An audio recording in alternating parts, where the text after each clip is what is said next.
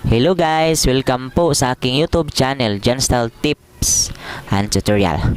So, for now, pag-usapan natin tungkol po ito sa Facebook Monetization Criteria Eligibility. So, dapat nyo pong malaman to mga guys kasi mahalaga po ito upang tayo ay ma-invite sa content monetization. Simulan na natin! Let's go!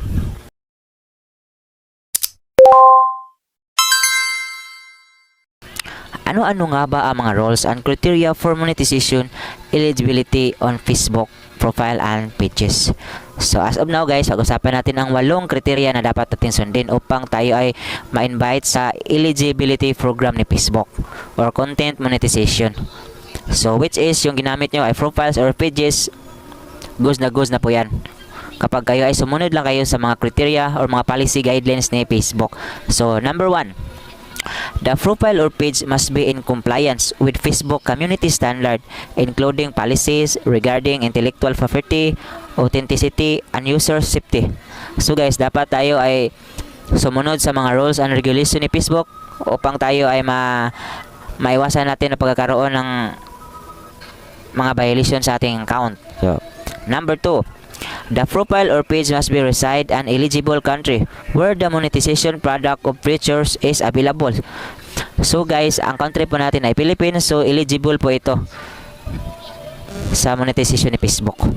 Number 3, the profile or page must not have violated Facebook policies regarding hate speech, calls for violence, sexualized content, or inauthentic behavior. So guys, yun po ang mga content na mag-post kayo ng mga larawan sa yung Facebook na nakahubad, yung mga masakit na mga salita, tsaka yung pangit yung mga ginawa nung sa inyong account, yung mga behavior, no? So mga bawal po yun guys. So dapat hindi po natin yan gawin upang maiwasan po natin ang pagkaroon ng violation sa ating account. So number 4, the content posted by the profile or page must pass an additional level of standards above and beyond Facebook community standards, including differ restriction on the content is itself and the formats in which is presented. So number 5, the profile or page must have not been flagged for misinformation or false news. So guys, so awareness po talaga nito, no? Bawal po tayo mag-upload ng mga false idea o mga hindi nakatotohanan ng mga information dahil madetikan po ito sa system ni Facebook. So iwasan po natin ito guys upang hindi tayo magkaroon ng violation. So number 6, the profile or page must not have been reported to Facebook as unlawful by unauthorized entity. So yun po ang ating number 6.